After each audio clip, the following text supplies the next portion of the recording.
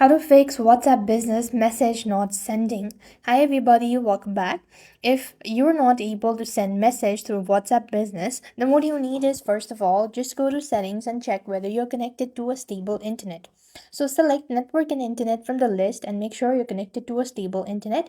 You could also at times switch between Wi-Fi and mobile data too. Next, while you're in the same section, simply go to apps from the list, locate WhatsApp business.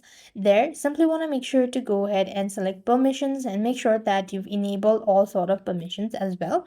And go to storage and cache as well as clear cache. That should also definitely help you out. If that's not the issue, you might want to go ahead and update your app. So just simply go to your app store, type in WhatsApp business, and if you see update just like mine, simply tap open that up or press onto it, wait for it to completely update and hold on to your side button and restart your device. That is going to definitely help you out. So this way you should be able to fix WhatsApp business message not sending.